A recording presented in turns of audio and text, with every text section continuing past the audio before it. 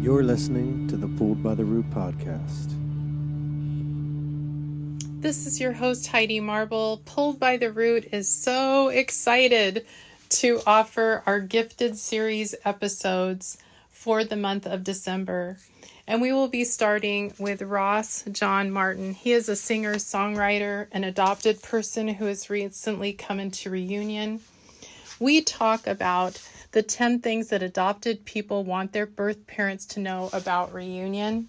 Ross also lovingly agreed to read the lyrics to 3 of his songs, and we actually embedded the songs into the episode so you'll get to enjoy them as we go along in our conversation. We also dove deep into the subject matter of grief and what it is to be split in two as an adopted person, meaning that we often have to live 2 lives and try to integrate that. It's very difficult. We hope that this episode gifts you with all of the feels. Merry Christmas, everyone. Hello, everyone. This is your host, Heidi Marble. I am overjoyed to welcome Ross John Martin to the podcast today. I was scrolling through social media and was stopped dead in my tracks when I heard his music. I'd like to read a little bit about Ross. Ross plays beautiful acoustic music. He is adopted, and as a teenager, he battled an illness called ME, which is like adrenal fatigue. It left him temporarily in a wheelchair. While growing up with illness, he found refuge and love for the guitar. Overcoming the odds and the awakening of his soul are themes in his songs. Ross recently found his birth family. Many of his songs and his blog posts are about his blood family and what it means to be adopted.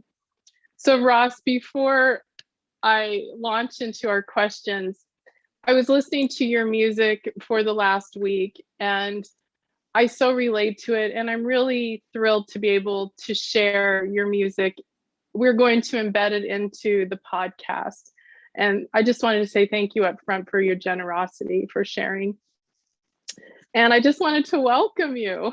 Thank you. Yeah, thank you very much for having me on your show. I've been listening to your podcast for the last week as well, and I've been developing myself in what you've been doing, and so many of your guests have been inspiring to listen to. And one thing I think when we listen to other adoptees being interviewed, the amount of times I'm saying like, yes, I get you, and I think that's one thing, is like bringing adoptee voices together. It gives each other an understanding and a sort of a bit more power to have your own voice as well, because hearing other stories like validates your own experiences. No question, Ross. And for me, and I think for so many other adoptees, having some kind of creative expression where we can speak our true voice is incredibly healing. And it can actually be survival. I know for me, writing and poetry, I don't have a beautiful voice, but I could sing with my words and speak with my words on a piece of paper. And so I've always loved music and wish that I could sing. So hearing you take your words out of the head space and putting them into a heart space, that communication is it's really lovely. And I wonder, as we build out this interview, Ross, do you think we could start by you reading the lyrics to Show Me the Way? And then we'll talk about your adoption story, but I want people to be able to sink into the music first and to really get into that space. Okay, yeah.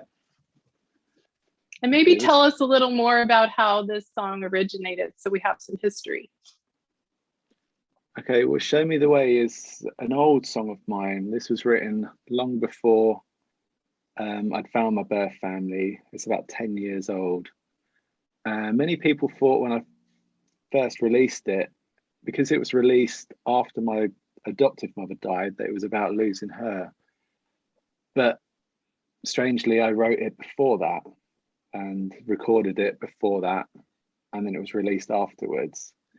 And I never really realized at the time sort of what it was I was trying to say. I knew that I'd lost something, and I felt it like in my heart and soul that I'd lost something, and I felt like at the time I just needed some guidance to be able to understand what it was that I needed to do with my life and with my path, and be able to talk about maybe being adopted. So I know now, listening back to it, that's what it was about. Is that I'd lost something, and I needed to be able to express how I felt about that, and I really didn't have anyone to do that with. I can't start crying now. I've got to get it together. And you haven't even read it yet. Oh my gosh. Okay, I'm thinking about puppies. Okay. Thinking about puppies. Maybe the words will make more sense than my explanation of it, but hopefully people will get their own interpretation from it as well, and their own meaning. But it goes, stand at a crossroad and every way looks far from perfect. Show me the way. It comes out of nowhere to catch me undefended. Show me the way. And if I fall, would you show me the way? And if you're lonely, I will treat you the same. I have lost something, so show me. Falling at my feet are too many options, too many answers. Show me the way. Because love's not the greatest excuse for being sad and lonely. Show me the way. And if I fall, would you show me the way? And if you're lonely, I will treat you the same. I've lost something, so show me.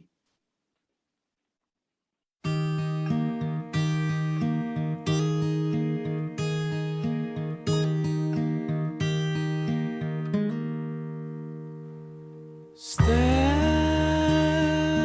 at a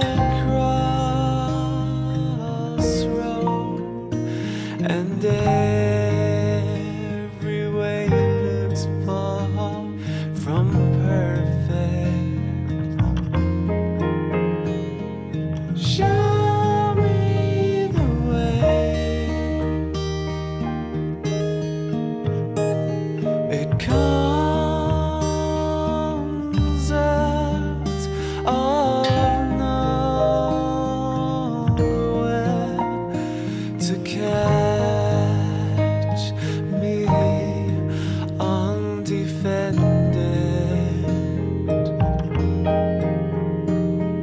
Show me the way. And if I fall, would you show me the way? And if you're lonely, I would treat you the same. I have lost something, so show me.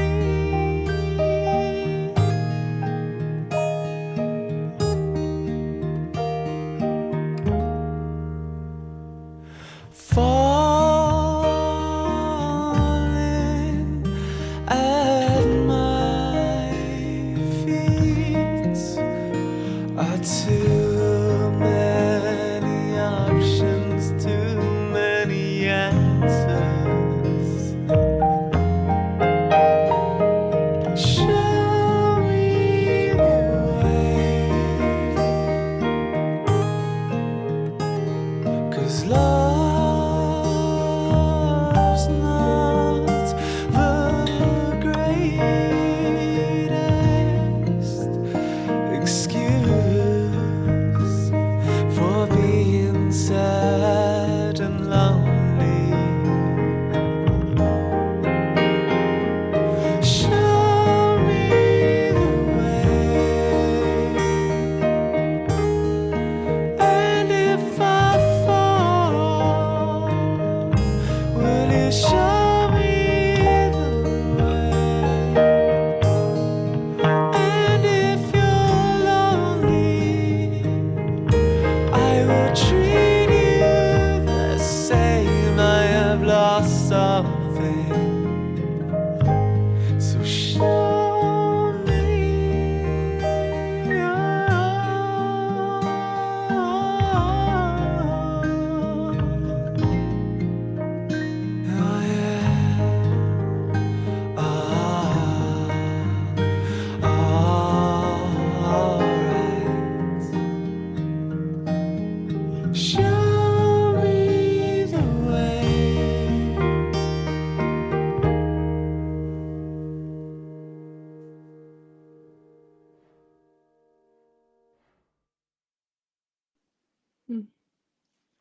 Oh, Ross.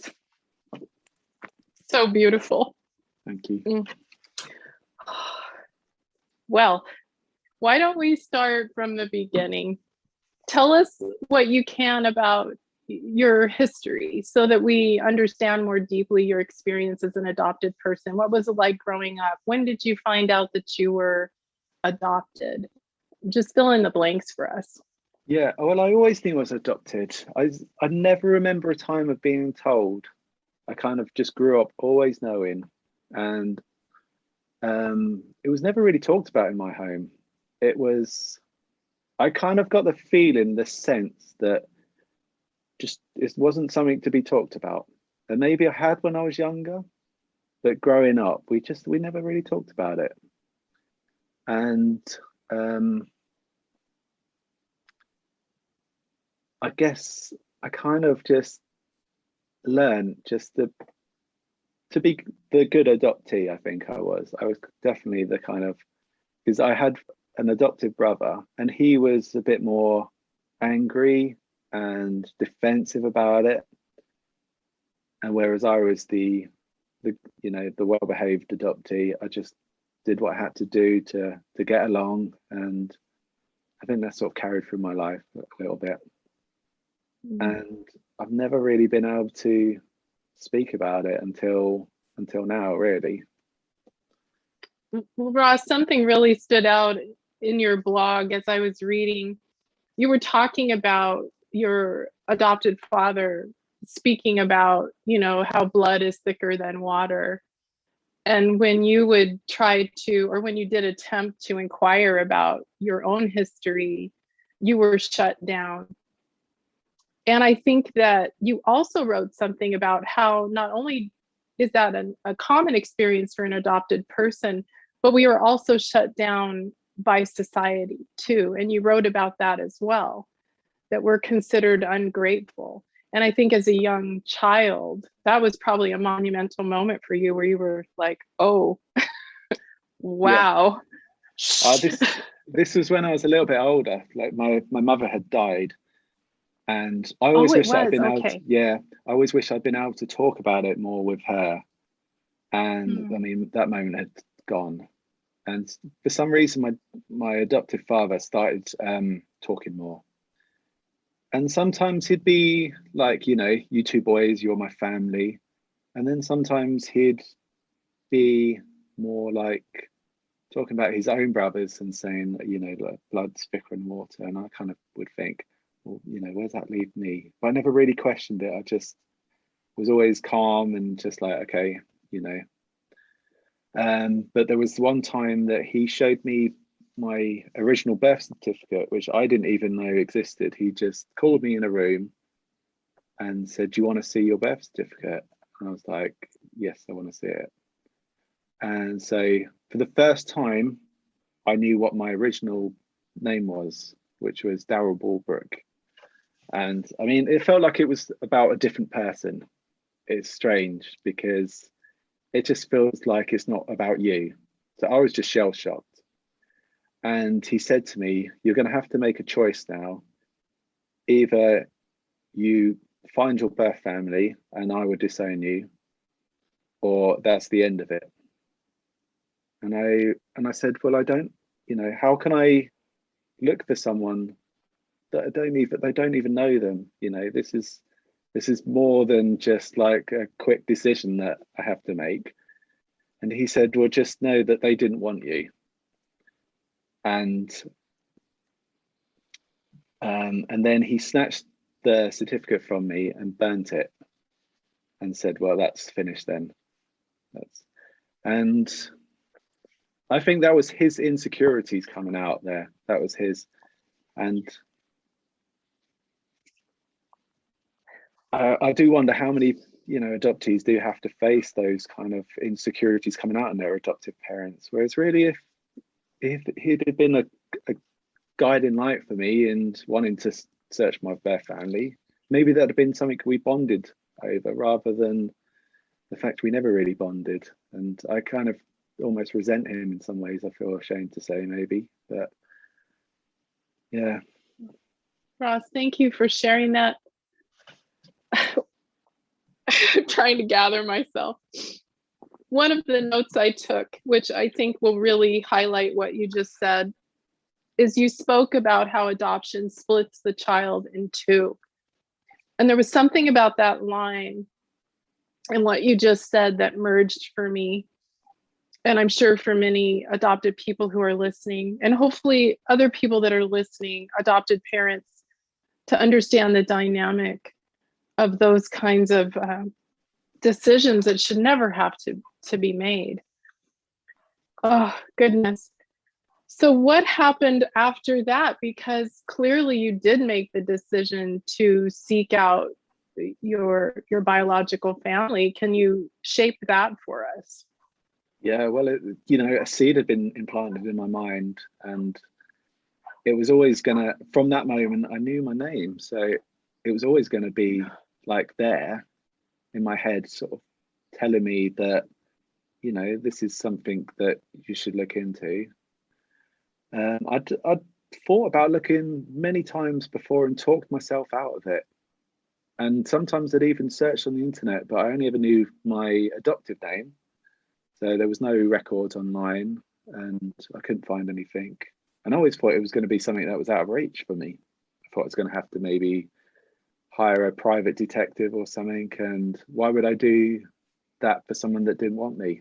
That was always in my mind, that I wasn't wanted. So why would I search? But one day, this was after my father died, I just thought, if I don't do it now, there may be a time I regret it. If I wait and wait, then it may be too late. And then I could, even if I didn't like what I found and, I was rejected or whatever, at least I know I tried, at least I had maybe some answers of, So I did decide to do it one day, and amazingly, it took me like an afternoon to find find because I knew I had it like in my head of like what my birth name was, but because it happened so quickly, it was kind of a bit hazy. So I'd got the name a little bit wrong. It was in my head, it was Braybrook rather than Ballbrook, and Daryl with an R instead of an E. But after a little bit of playing on the internet, I managed to find an adoption search register, and I saw someone had been looking for me, and that was my birth mother. She had signed up for the adoption search register and registered her details. And I think that's what spurred me on, the fact that she had done that, to think, someone's looking for me, so I better start looking for them. And so I put my details into the search register and expected maybe to hear some news back in a week or so, or maybe a month, or I thought it'd take months. And I thought, you know what, I'm just gonna have a little look on Facebook. And the first person I found, because they hadn't moved from the area that they'd grown up in and where I was born, I found my biological grandmother. And so from her, I found her children. And I found a lady that, because I was told that my mother was a horse rider, and that's the reason why she didn't want children, was because she wanted a career as a horse rider, which turned out not to be true. I saw a picture of a lady with the same surname on a horse. And so I put two and two together and came up with 5, because it ended up being my mother's brother's wife, who was now separated. So I sent the message to the wrong person saying, I think you may be my mother, which was a little bit embarrassing. A little bit more digging of my own accord, because I hadn't heard back from the message, and I thought, maybe they haven't seen my message. So I tried to take it back, but by then it was too late, because I did a little bit more digging and sort of realized that she wasn't my mother, someone else was. And so I'd worked it all out, and I mean, it must be weird for these people, like someone digging around in their certificate. But I found birth certificates and marriage certificates, and yeah. But it was such a rush. It was so exciting at the time that you feel like you're a detective on on a case, and the You case is do. your history. Exactly. Yeah. How does one prepare for such things? And so it was left up to, I thought, okay, this person got back to me and said, I know who your mother is. I'm going to relay the message to her. So instead of me then contacting her, I thought, okay, I'll wait for her to see if she wants to get back to me. And she did straight away. Yeah. So it all happened in a day. It was like a whirlwind. Honestly, it was crazy. Oh, Ross, what was it like? Can you pull us into the scene when you met her for the first time in person and what that it was like? Yeah, do you know what? It wasn't like how I expected it to be. I thought it would be this huge emotional scene where we'd be crying and hugging each other. And honestly, we both stood there with our arms by our sides, like not knowing what to do.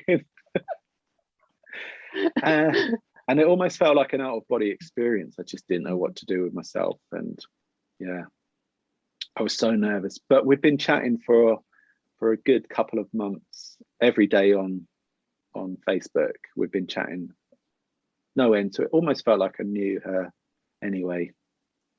Mm. And we talked on the phone as well.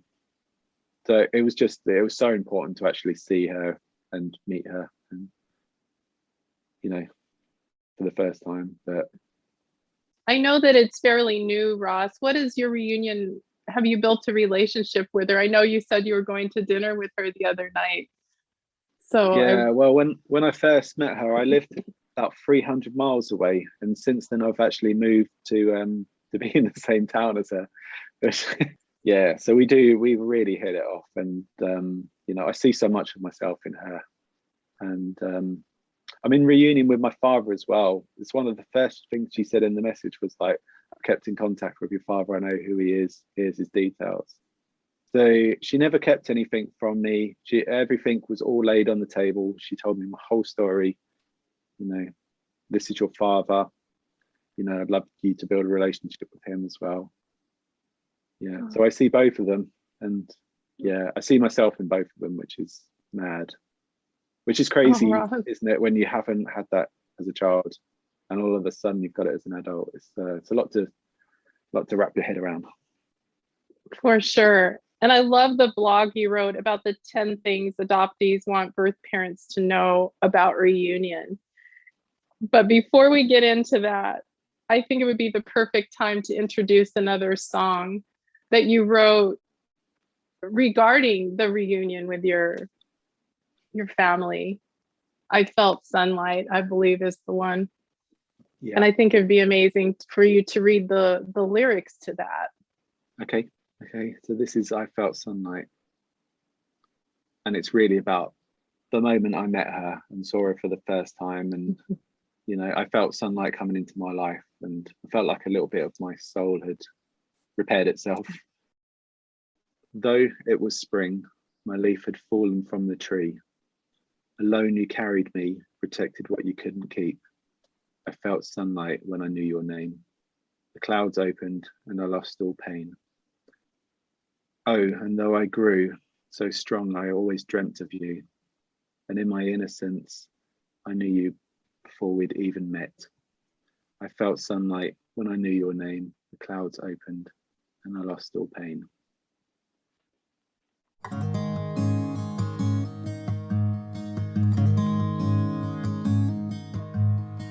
Oh, it was spring. My leaf had fallen from the tree.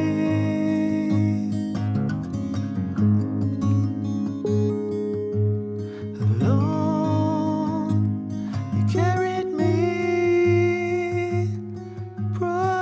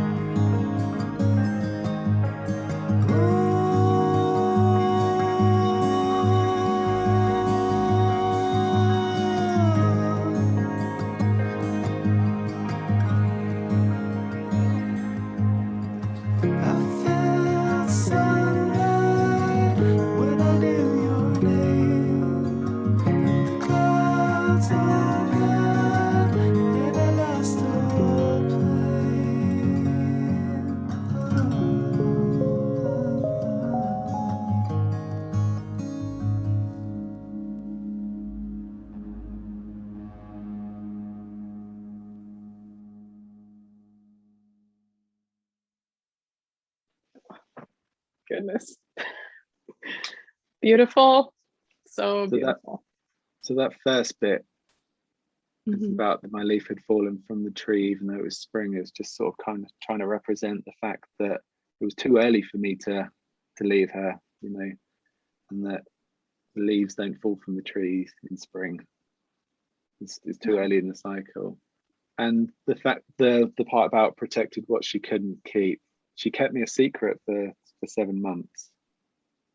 I think she didn't really know how to tell her parents, so she kept it a secret. And if she hadn't have done, I wouldn't be here. Because her father took her for, when they found out, she was 7 months pregnant, even though she only looked about sort of 5. So they thought, her father thought, well, we can take you for an abortion and that's problem solved.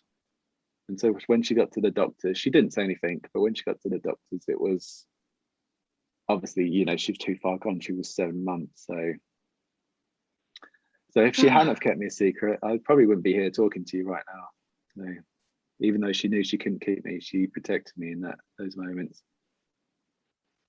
You know, Ross, I think this is such an important point that you're making, and I'd like to explore this with you. You mentioned something earlier on, that why would we want to look for someone that didn't want us in the first place? And I think that that is a myth that needs to be broken down. Of course, there are cases where we are unwanted, literally, but I think more than not, it's not that simple. We have a birth mother in crisis who is being told all of these things and experiencing this trauma, often without a lot of choice.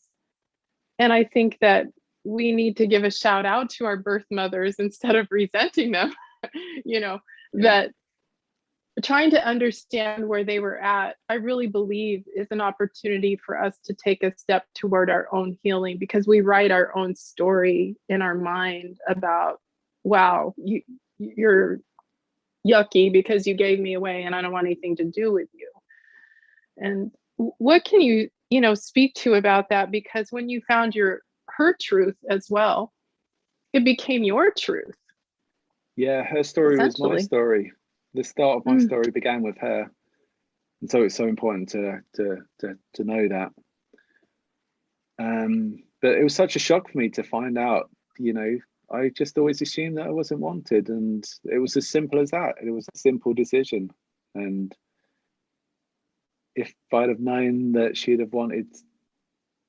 actually wanted to keep me, and it was just the situation wasn't right. And it was out of her hands in so many ways. She was so young. And I think that would have impacted my life in a much more positive way if I'd have known, that there was a part of her that wanted me in her life. Yeah. And I would have found her a lot sooner as well. I would have searched for her sooner. Right, because you were guarding your heart.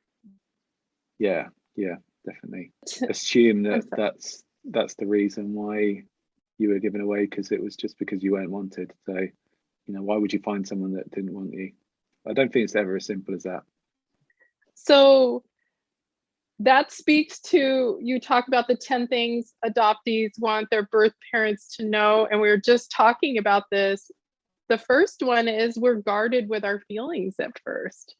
Yeah. So that could be even before a reunion. Can you just highlight a little bit of that part for us? I think it's growing up, being adopted, that you build a wall around you, and especially not being able to talk about it. I had no one to talk to about it, and I just felt like I couldn't. So I just closed it in, I just kept it all to myself. And you get quite good at dealing with it on your own, because you've just grown up like that. So it's hard when you then are able to talk about it, to be able to talk about it, because you've spent so many years, closing yourself off from your emotions.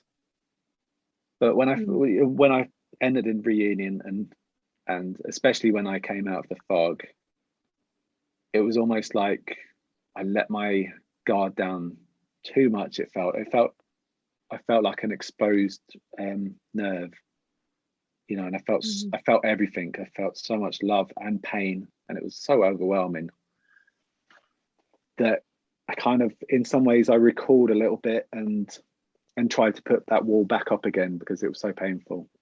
And I think I still do that from time to time. If anything like triggers me, or you know what I mean, I kind of like, well, I just need to step back for a bit. I need to not think about being adopted. I need to just have I just need to have a bit of time out from this, and then I can go back to it. No, I think that's important that we take breaks from it. When you wrote about we need the truth. I was very fortunate, really, that, you know, my mother told me everything, and she had never kept me from anyone as well. I never felt like I was a secret to her family. And for that reason, I was welcome into her family because I wasn't a shock. They all, you know, like her husband knew about me. And I think that happens a lot, that adoptees are kept a secret from partners. And then how do you talk about that? You know, and I was ready for that as well. I was ready to be like, okay, I know you probably got maybe some secrets to tell. My mum was like, no, I've told everyone. Yeah, everyone knew. Every You're boy right, that she though. ever met was like, I was the first thing she talked about. And that's so important. And I think people that are experiencing reunion or considering it, hearing our shared stories is very important for information gathering, because we want the fantasy, but what we're likely going to find is a difficult story that will have both good and bad elements to it. Yeah. And you have to study yourself as much as possible, because it's really emotionally like a bomb. It just explodes, and your whole life as you in pieces, and you have to gather. And that leads me into the third thing you speak about. We need to grieve. This is so huge, because in adoption in general, grieving is denied. I don't think anyone who's not been adopted can understand how you can grieve for someone you've just met. And, you know, I didn't realize that would be a thing for me as well. And the more I got to know her, the more I felt sadness, like that I'd missed out on all these years with her. And, you know, you missed out on so much like memory building with, you know, the people that are closest, you know, your closest relations in the world, and you've not spent any time with them, and that's a hard thing to come to terms with. And yeah, you've got the future, but a lot of what, you know, how you deal with the future is laid out by your past, isn't it? And so you are starting from scratch, and it's hard to, you know, it's hard to build a relationship when you haven't had that foundation that, say, like my siblings would have had with you know, my mother and father. And so that hit me hard. It did. I thought about being adopted more in reunion than I'd ever thought before. And I thought of things like the first time I thought of what it must have been like for, you know, me as a child or me as a baby. And I was always told that as a baby I didn't cry, and that meant I was a happy baby. But now I realize that I think it was because I was traumatized, and I think apparently I cried for a few days and then stopped crying. So I think I quickly realized that crying didn't bring my mother back. And in some ways, I think that little child, that baby, almost died, and I became a different person. And in some ways, through my grief, I've kind of I've got in touch with that child, and I almost feel like a protector for that child. Like I just want to sort of take him to one side and say, it's all right, no one can hurt you. Oh, Ross, thank you for sharing that. That's I felt that to the bone. It's really interesting talking to so many adoptees who are grieving so deeply. And when I see a baby out in public now, something in me is so triggered because I see the vulnerability and I place myself and all the other adoptees in that position. And it's really heart-wrenching to consider what we did go through in those moments of complete and utter vulnerability and how it did lay a foundation. And thank you for being so honest about your grief. I think we really need to give each other space and permission and voice. And I appreciate you too being a male voice speaking this, Ross. I really do. It's really important to invite other men to be able to access that pain and be able to release it and share community with others. Definitely. And it's all, yeah. And then you talk about needing validation. Oh boy, I'm still stuck in this one. I need it for everything. I don't think that's what you mean, but well, what do you think I mean? Or what do you mean? How do you I feel like existence, I need to be constantly validated that I'm allowed to be here. And that becomes insecurity. And so I get really high centered on approval. So that's not the healthy validation. I think what you mean is validating the authenticity of our experience. Because I think there can be healthy validation and unhealthy. I get what you mean. Yeah, I get what you mean. And I do think I walk that line as well sometimes, whereas I need to be perfect at everything. And and if I'm not, I feel like I'm, my whole world's going to fall apart sometimes. So I'm very good at plate spinning. I don't know if you are as well. I can spin all of the plates. So good until I tire out and they all come crashing down. Yes. Oh. Yeah, but I guess what I was meaning is being able to have confidence in your voice to be able to talk about, specifically, I think now adoption trauma and the fact that adoption isn't just a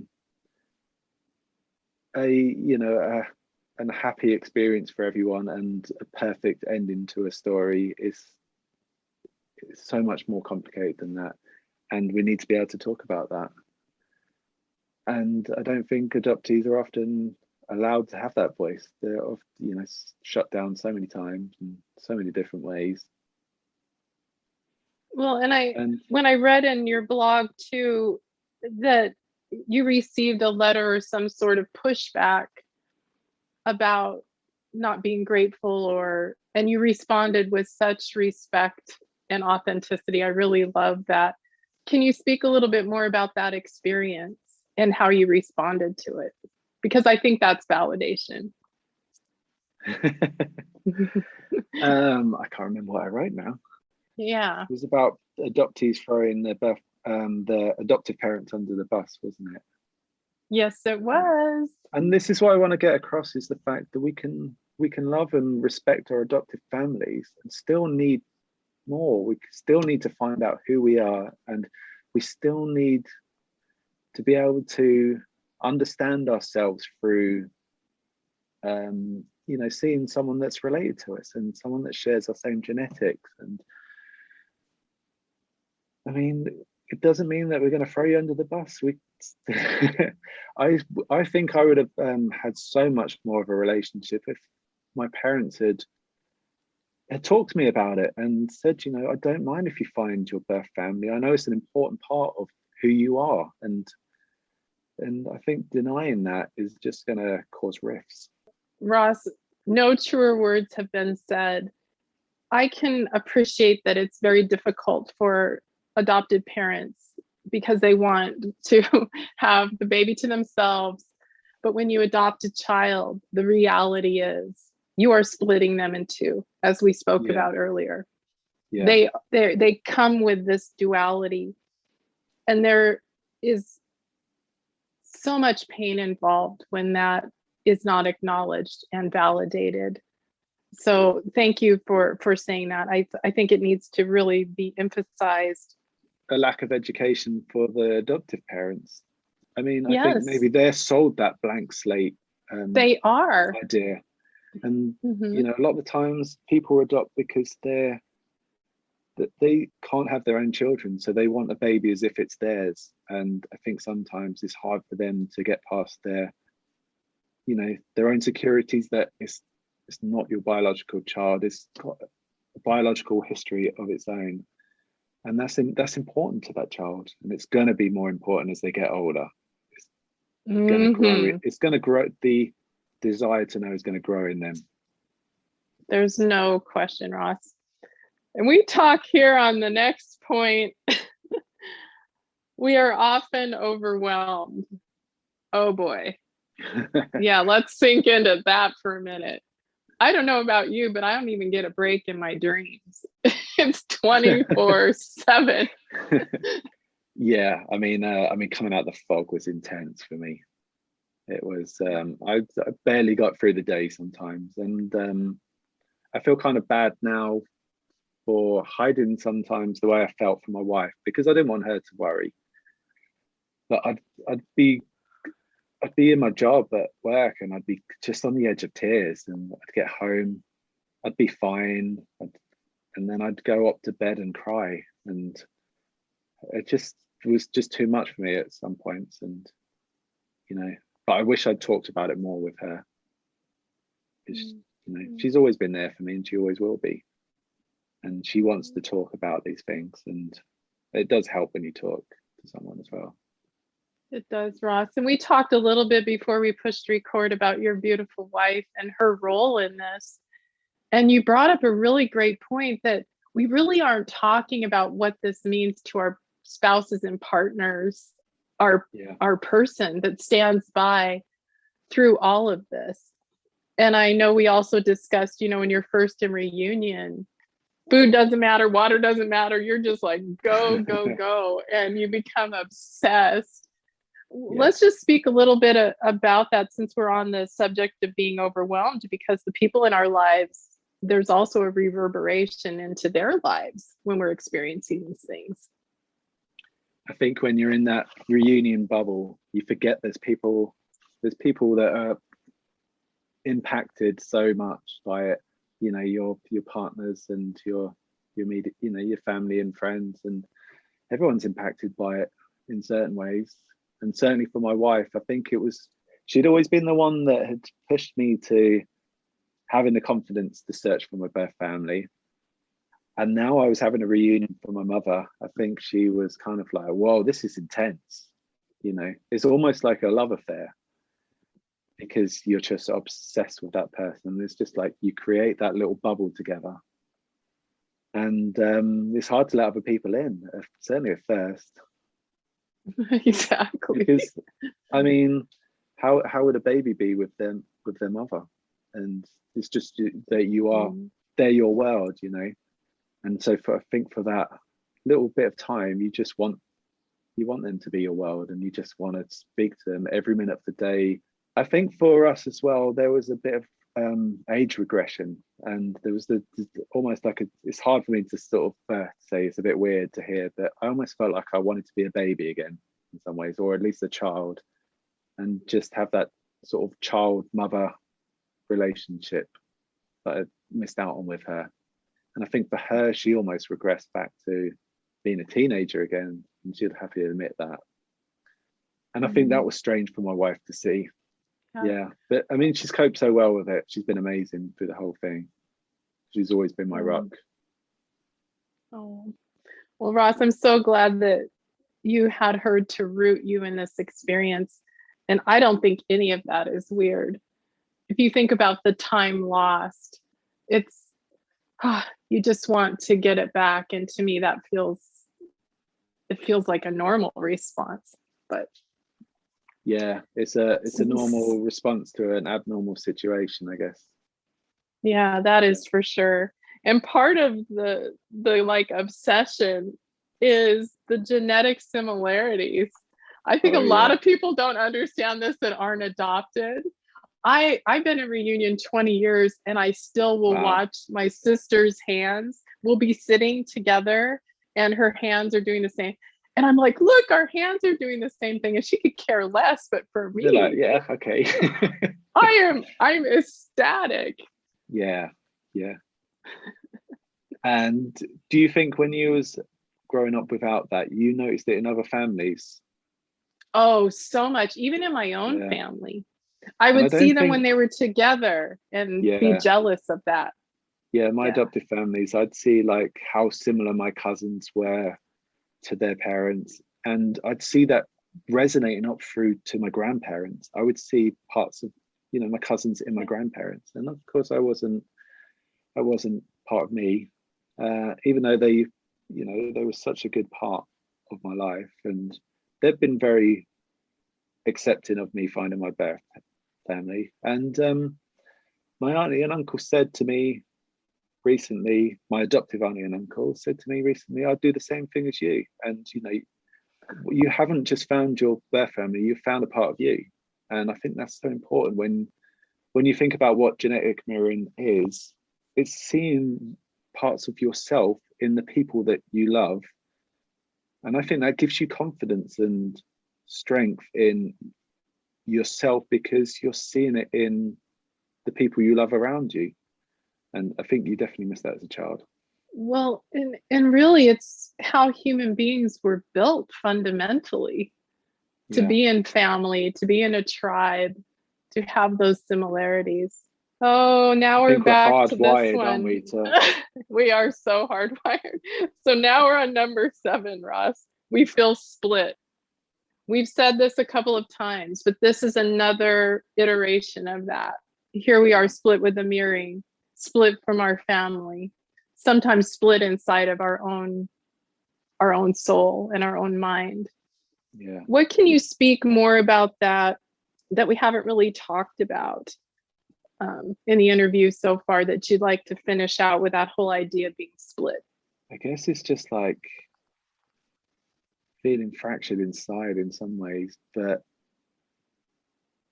we're kind of expected, I think, to be one thing, and then maybe by another side we're expected to be another thing, but we can be all of those things, and sometimes we feel like we're stuck in the middle and have to be. I'm not really sort of putting this one across very well. You're doing great. You are doing great. Because what you said here at the end is that our brains weren't shaped by the loving bond with our mothers, but the need to survive in a world that seemed alien. Avoiding abandonment seems the key to survival. And I think that wall, or that split, I think the wall is also a split, because we can hop between the two things, like that you were saying. So I think the split really takes care of a lot of things. It's about the split from our parents, the split from our identity.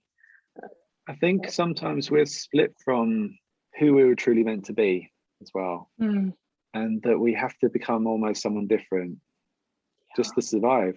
And it's like I said, before, about the child sort of dying and becoming someone else. And maybe that's part of us that's split off, and we are almost like two people in some ways.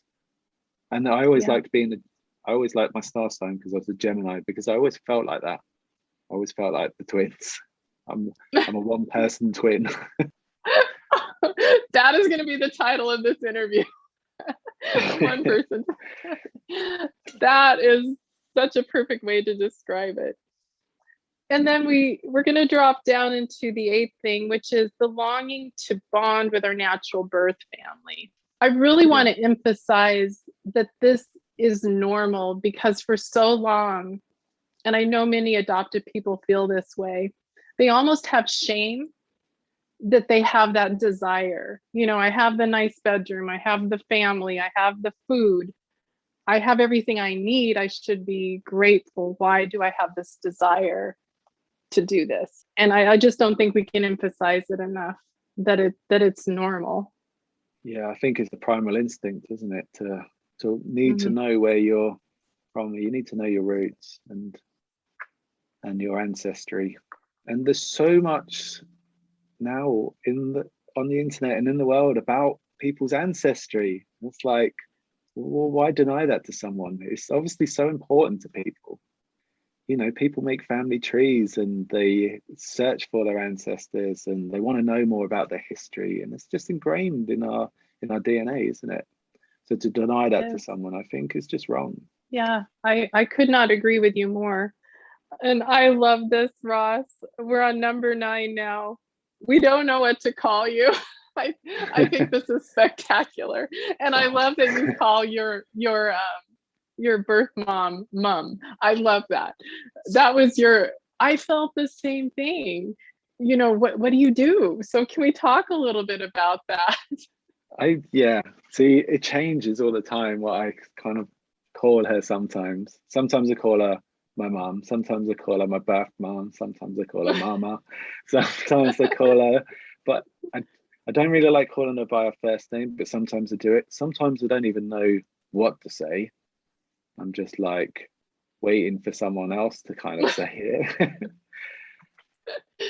And I think that's another thing about sort of feeling like I'm not quite in, you know, my blood family, because for my siblings, like for the people that grew up with their mum, it's just so it's ingrained in them. It's so simple for them to say, you know, my mum or my mum. But for me, it's kind of I have to stop and process. Is this going to be okay? You know, am I going to be? I get worried about whether it's fine for me to say this, and you know, am I going to upset people by saying it? Do I even really feel like she's my mother sometimes? I mean, I do, but then I don't, and because I mean, I'm her child, but I've never been her child, and you know, she's my mother, but she's never been my mother. Yeah.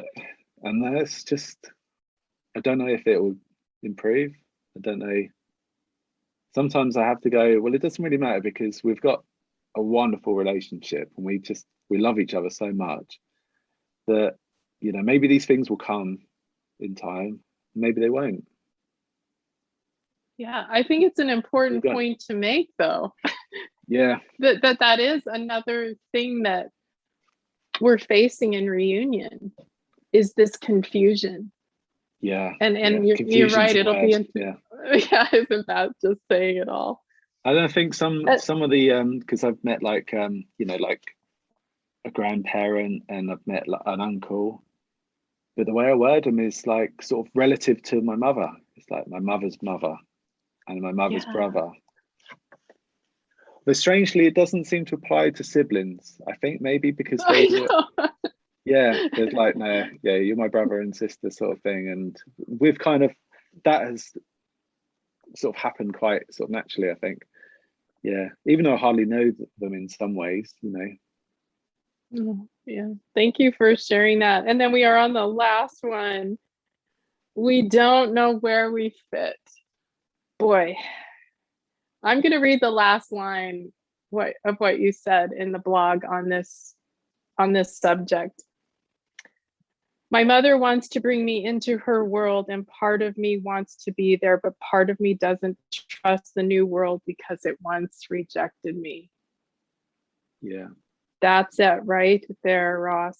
And this is going to be sounding strange to many people, but being accepted was almost harder for me than the idea of being rejected, because I'd already built myself up to be rejected. And so being accepted was like, I've entered into this new world and I need to navigate this world now. And which kind of probably doesn't make sense to people, but I was kind of comfortable with the fact that I would be rejected in some ways. And I know it's tough for people when they are rejected, and I'd probably be, you know, it would have cut me in two, I must admit. But in some ways, that's how I sort of had planned it. Exactly. We don't think through the other option. Yeah. So now I've kind of been brought into this world by, you know, such lovely people that I'm related to, and yeah, it's navigating that. Yeah, and finding out where you fit in that, and you know, because you haven't got the same shared history as them, so you don't quite feel as part of it as what you'd like to. You know, you'd love to just be as if you'd always been there. It's never quite going to be that way. Yeah, I Maybe that really think improves it with time. comes down to, yeah, I think it comes down to wanting to belong. And Yeah. that's a painful reality for many adopted people. And Ross, before we go into your last, it's not the last song you've written, but the last one we'll place on this interview. And then I would encourage everybody just to put Ross' playlist on repeat. It's so beautiful. Is there anything else you want to speak to our audience who is listening? We hope that that's a varied group of people. Anything that we didn't cover that you really wanted to convey in this interview? Or any hope that you can give to people that are trying to heal and cope with some of these enormous plate spinning, confusing things that adopted people go through? I guess I want people to know that adoption is really adaption. Say that again. I love that. Adoption is adaption. And, you know, adoption is just part of it as well. It's not, adoption is such a positive word, isn't it? But there's the loss before that.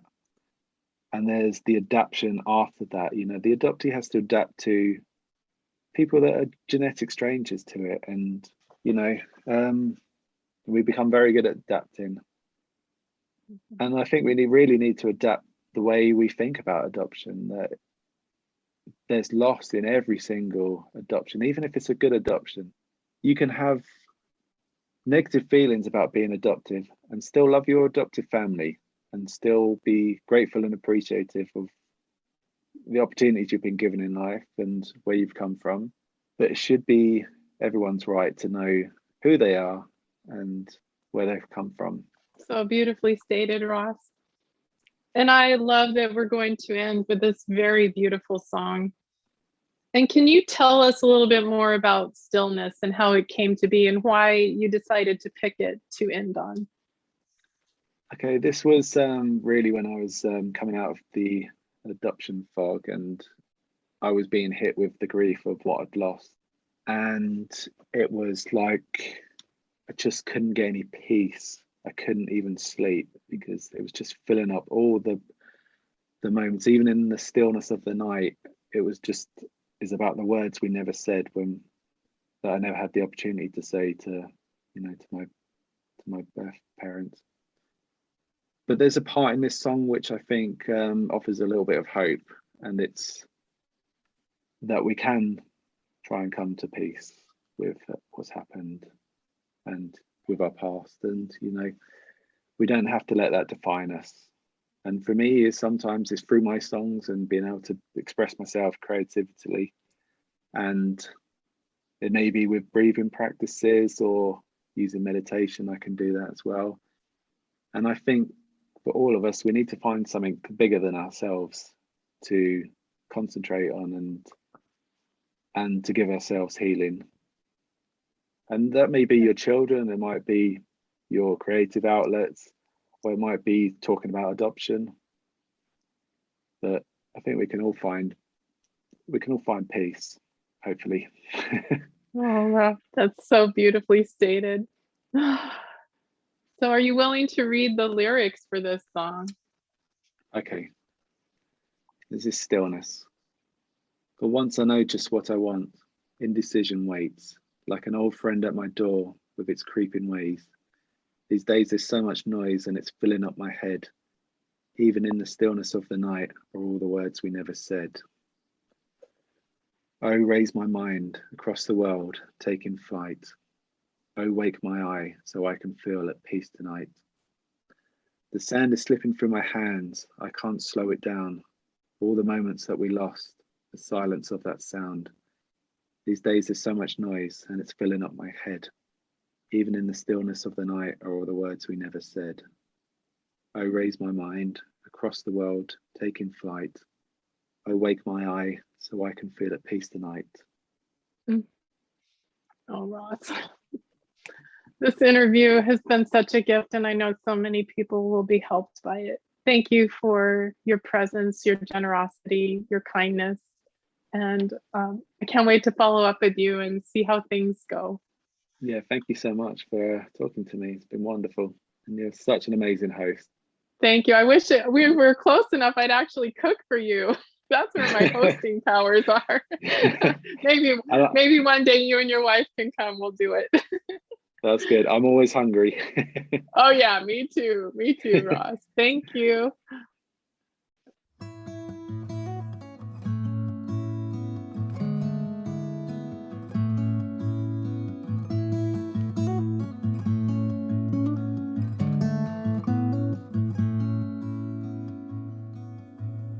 For once I know just what I want. Indecision waits like an old friend at my door with his creeping ways. These days there's so much noise, endless filling up my head, and even in the stillness of the night are all the words we never said. Oh, raise my mind across the world, taking flight. Oh, wake my eye so I can feel the peace tonight.